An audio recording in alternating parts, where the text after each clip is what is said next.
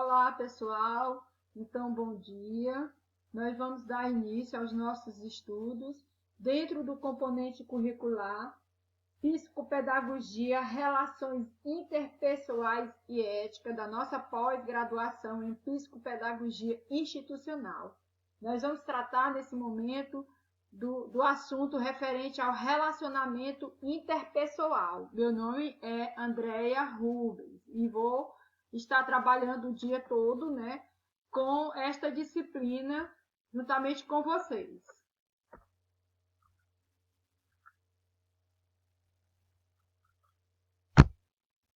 Desta forma, temos o seguinte: dentro dessa questão das relações interpessoais, nós vamos dar início a nossos estudos falando de relações humanas. Com relação a essa questão, os grupos e as relações humanas, todos vivemos em grupos.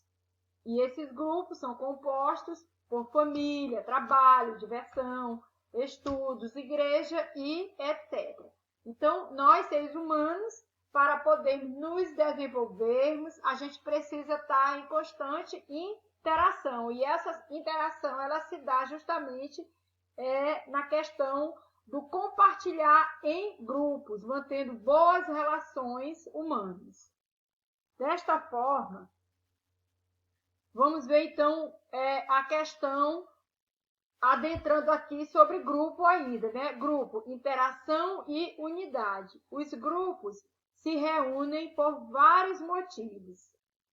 Por uma razão, ou seja, um objetivo comum, por normas e valores, formando uma estrutura organizacional. No grupo, há interação entre pessoas. Então, para se formar um grupo, segue-se, então, padrões, objetivos comuns, valores e normas. Tudo isso vai culminar na formação de uma estrutura organizacional. E dentro deste grupo, claro, tem que ter a interação entre pessoas.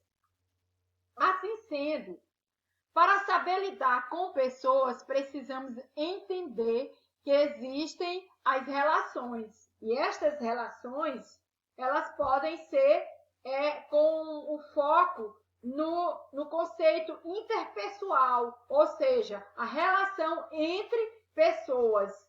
E também intrapessoal, que também se volta para a questão das relações com você mesmo. Então, existe a questão das relações humanas, que se volta para a questão interpessoal, que faz relação ao convívio entre pessoas, a forma de se relacionar entre pessoas, e também a questão intrapessoal, que é a relação que mantemos com nós mesmos.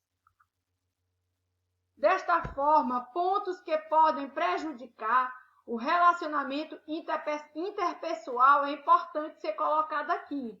Por exemplo, não ouvir o outro, interromper o outro quando fala, falar em tom agressivo, impor suas ideias sem se preocupar com a ideia do outro, não compreender as outras pessoas, não se colocar no lugar do outro, a questão da empatia. Então, esses pontos é importante ser colocado à tona aqui para que a gente possa estar refletindo e para que a gente possa entender que o bom relacionamento entre as pessoas ele só vai acontecer se justamente a gente souber, não praticar esses determinados erros que muitas vezes acaba acontecendo entre um grupo, aqui exposto aqui, Repetindo, temos que ouvir o outro, não se pode só falar e não ouvir o outro, por isso que é colocado pontos negativos, Não ouvir o outro, interromper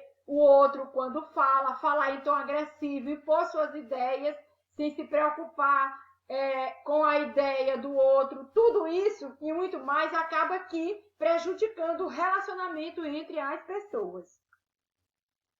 Pontos que favorecem um bom relacionamento interpessoal: ter habilidade, facilidade em compreender os outros.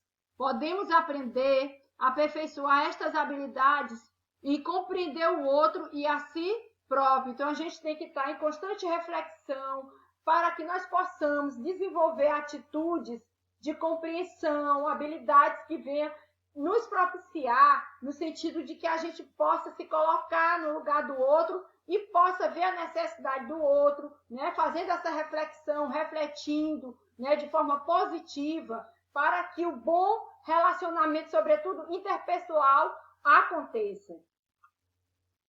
Como melhorar? Melhorar o conhecimento de si próprio, compreender melhor como o eu sou, entender minhas atitudes, meus comportamentos, meus sentimentos, meus objetivos. Melhor compreensão com o outro, observando seu comportamento, seus sentimentos, suas ações e atitudes no relacionamento com as outras pessoas, dá oportunidade para ele expor seu pensamento e sentimentos. Então, dentro de um relacionamento, dentro de um convívio em grupo, nós precisamos estar abertos a aceitar a opinião do próximo, né, do outro, ali ouvir, compartilhar nossas opiniões, as nossas experiências, mas também estar também abertos, né, a esse lidar com a opinião dos outros, né, para que possa realmente surgir a interação positiva dentro do relacionamento e as relações humanas aconteçam de fato também positivo. Melhor convivência em grupo. Como é que se dá, né?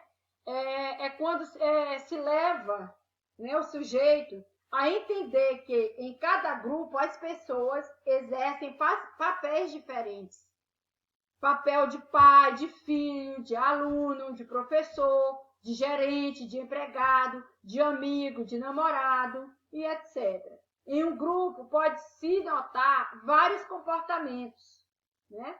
A agressividade, a indiferença, o esnobismo, formação de panelinha, né?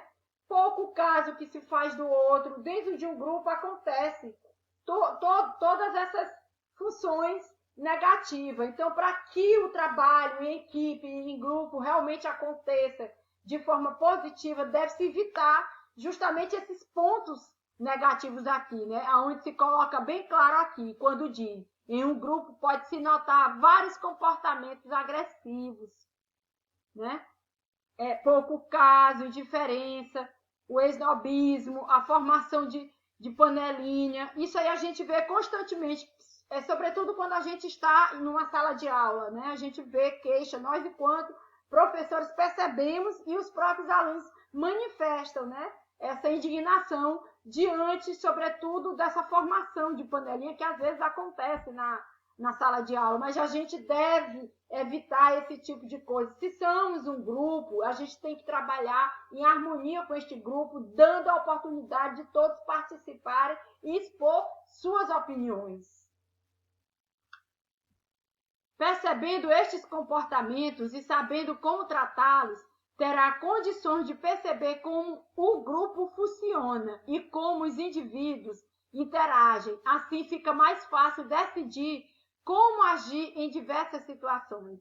Procurar entender como funciona seu grupo familiar, seu grupo escolar, seu grupo de trabalho e etc. Dessa forma, podemos ter mais condições de entender, de perceber os grupos e de ter uma relação mais amistosa, como ele coloca. Então, a gente precisa perceber o comportamento. Se for, por exemplo, um grupo, ou seja, o espaço de sala de aula, o professor, que é o principal condutor do processo de ensino-aprendizagem, ele precisa perceber determinados comportamentos da sua clientela para poder decidir, para poder, né, traçar estratégias para trabalhar e tentar sanar os possíveis conflitos que há entre o grupo. Assim também na questão familiar, em um grupo de trabalho, né? O importante é que cada pessoas que fazem parte de um grupo, ele entendam, né, que naquele grupo existem funções diferentes e muitas das vezes até hierarquias, aonde, por exemplo, numa empresa há o patrão e há o empregado.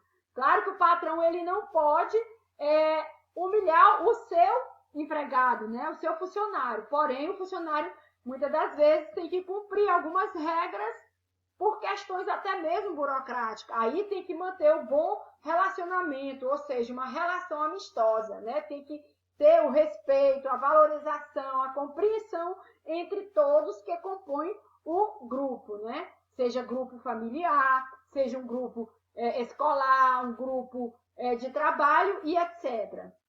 Assim se torna bem mais fácil resolver as diversas situações que possam acontecer, até mesmo aquelas situações conflituosas. Desenvolver aptidões para um relacionamento mais eficiente com o outro, conforme vamos desenvolvendo o nosso autoconhecimento e desenvolvendo o nosso conhecimento do outro, vamos aprendendo e aperfeiçoando nossa maneira de nos comunicarmos de forma mais eficaz.